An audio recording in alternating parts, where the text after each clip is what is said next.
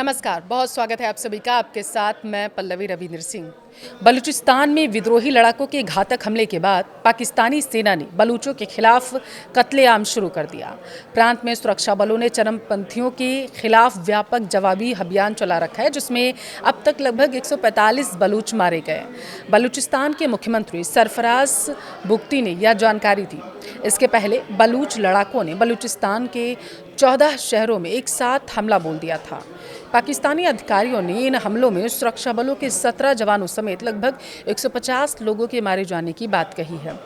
बलूचिस्तान की आज़ादी के लिए लड़ने वाले अलगाववादी हथियारबंद समूह बलूचिस्तान लिबरेशन आर्मी ने इन हमलों की जिम्मेदारी ली। हालांकि दूसरी तरफ बुगटी ने भारत और अफगानिस्तान पर हमलावरों को समर्थन देने का बेहद गंभीर आरोप लगाया और कहा कि BLA के सीनियर नेता अफगान इलाके से लगातार काम कर रहे हैं। बुगटी ने साल 2020 के दोहा समझौते का भी जिक्र किया और कहा अफगान तालिबान ने वादा किया था कि वे अफगान ज़मीन का इस्तेमाल दूसरे देश पर हमला करने के लिए नहीं करेंगे, लेकिन दुर्भाग्य से अफगान ज़मीन का इस्तेमाल अभी भी पाकिस्तान के खिलाफ किया जा रहा है। आपको बता दें कि भारत ने रविवार को बलूचिस्तान हिंसा में भारतीय संलिप्तता के पाकिस्तानी सेना के दावों को सिरे से खारिज कर दिया है। विदेश मंत्रालय के प्रवक्ता रणधीर जायसवाल ने कहा, हम पाकिस्तान की तरफ से लगाए गए निराधार आरोपों को सिरे से खारिज करते हैं, जो उसकी अपनी आंतरिक विफलताओं से ध्यान भटकाने की सामान्य रणनीति के अलावा और कुछ भी नहीं। दरअसल आपको जानकर हैरानी होगी कि इस हिंसा के दौरान एक डिप्टी डिस्ट्रिक्ट कमिश्नर का भी अपहरण कर लिया गया था और इसी वजह से ये ज़्यादा चर्चा का विषय बन गया। बलूचिस्तान में 24 घंटे से ज़्यादा समय से मोबाइल इंटरनेट सेवाएं बंद हैं, जबकि सड़क यातायात बाधित है और बढ़ी हुई सुरक्षा उपायों के तहत ट्रेन सेवाओं को भी रोक दिया गया है। दावा ये कि अभी कोई भी सुरक्षित फिलहाल के नहीं। आमतौर पर क्वेटा गुलजार रहा करता था, लेकिन धमाकों से हिलने के बाद यहाँ काफ़ी हद तक अब सन्नाटा पसर गया है। दूसरी तरफ पाकिस्तान की सेना ने कहा कि वह हमलों से प्रभावित इलाकों में सैनिटाइजेशन ऑपरेशन चला रही है और दोषियों के खिलाफ कार्रवाई का दावा भी किया। अगर बलूचिस्तान को हम गौर से समझें तो हमें मिलता है कि यह प्रांत दशकों से चले आ रहे अलगाववादी विद्रोह, सुरक्षा बलों, गैर स्थानीय पाकिस्तानियों और विदेशी हितों पे बार बार हमलों का गवाह रहा है। क्षेत्रफल के हिसाब से पाकिस्तान का सबसे बड़ा प्रांत बलूचिस्तान ईरान और अफगानिस्तान से सटे होने और अरब सागर तक पहुंच प्रदान करने के कारण रणनीतिक रूप से भी बेहद महत्वपूर्ण है। देखिए, सूत्रों के हवाले से ये जानकारी मिल रही है कि इस प्रांत की भौगोलिक स्थिति इसे एक क्षेत्रीय व्यापार और संपर्क का एक महत्वपूर्ण प्रवेश द्वार भी बनाती है, लेकिन फिलहाल ये इलाका धमाकों से दहला है। पाकिस्तान में बलोच विद्रोहियों द्वारा दशकों में किए गए सबसे बड़े हमलों में से एक माना जा रहा बलूचिस्तान लिबरेशन आर्मी के विद्रोहियों ने पूरे बलूचिस्तान में बम विस्फोट किए हैं, हमले किए, जिसमें नागरिकों, पुलिस, सेना और अर्धसैनिक प्रतिष्ठानों को निशाना बनाया गया।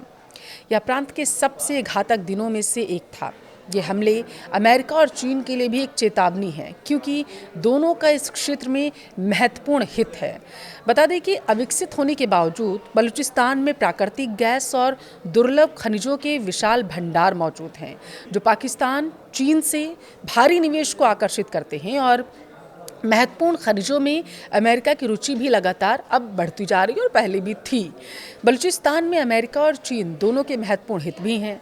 पिछले साल 10 दिसंबर को, अगर आपको याद हो, तो अमेरिका ने बलूचिस्तान के सुदूर चगाई ज़िले के रिको द्वीप में सोने और तांबे सहित महत्वपूर्ण खनिजों के खनन को बढ़ावा देने के लिए $1.25 अरब के निवेश की घोषणा कर दी थी।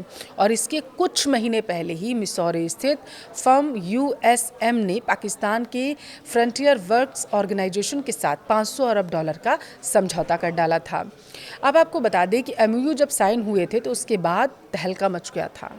इस समझौते के ज्ञापन का उद्देश्य विशेष रूप से अगर देखा जाए तो बलूचिस्तान में दुर्लभ खनिजों और अन्य जो खनिज हैं वो निष्कर्ष और शोधन की संभावनाओं का पता लगाने के लिए बेहद महत्वपूर्ण माने जाते हैं। जहां पाकिस्तान के पास दुर्लभ खनिजों का सबसे बड़ा भंडार है, चीन के लिए दांव कहीं अधिक महत्वपूर्ण बन चुका है। बलूचिस्तान बीजिंग की बेल्ट एंड रोड पहल के एक प्रमुख घटक माना गया। चीन पाकिस्तान आर्थिक गलियारे यानी कि CPEC का एक केंद्रीय स्तंभ है ये।